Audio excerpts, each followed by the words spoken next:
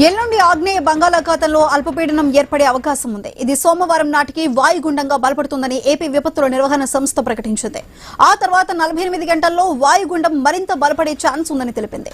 ఇప్పటికే కడప జిల్లాలో వానలు పడుతున్నాయి. రేపు ప్రకాశం, నెల్లూరు, తిరుపతి జిల్లాల్లో వర్షాలు కురిసే ఛాన్స్ ఉందని విపత్తుల నిర్వహణ సంస్థ వెల్లడించింది.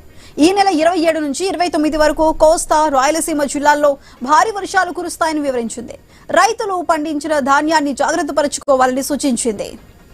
అది దీనికి సంబంధించి పూర్తి సమాచారం మా ప్రతినిధి కాంతి అందిస్తారు. కాంతి, చెప్పండి, రాబోయే రోజుల్లో వర్షం పడుతుందంటూ చెప్తున్నారు ఎల్లుండి నుంచి. మరి దీనికి సంబంధించి పూర్తి అప్డేట్స్ ఏంటి?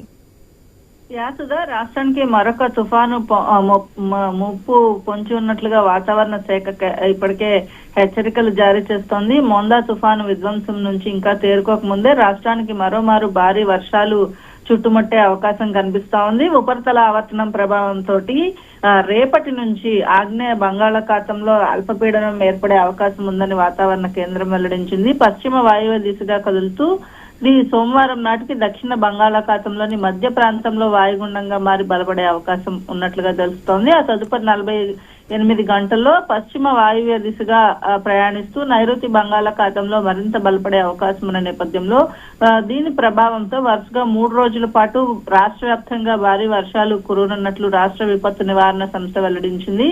ఈ నేపథ్యంలో నవంబర్ 27 నుంచి 29 వరకు కోస్తా, రాయలసీమ జిల్లాలలో భారీ వర్షాలు కురిసే అవకాశం ఉందని హెచ్చరికలు జారీ చేసింది. భారీ వర్షాల నేపథ్యంలో కంట్రోల్ రూమ్ ని ఏర్పాటు చేసి టోల్ ఫ్రీ నంబర్లను కూడా ప్రభుత్వం ఇచ్చింది. 112 అలాగే 1070కి ఏవైనా ఇబ్బందికర పరిస్థితులు ఉంటే ప్రభుత్వంకి తెలియచేయాలని చెప్పడం జరిగింది. ఇక శుక్రవారం ప్రకాశం, నెల్లూరు, తిరుపతి జిల్లాల్లో తేలికపాటి నుంచి ఒక మోస్తరు వర్షాలు కురిసే అవకాశం ఉందని రాష్ట్ర విపత్తుల నిర్వహణ సంస్థ వివరించింది. ప్రజలు అప్రమత్తంగా ఉండాలని, అవసరమైతే తప్ప ఆయా రోజుల్లో బయటకు రావద్దంటూ కూడా హెచ్చరికలు జారీ చేసింది. సుధా.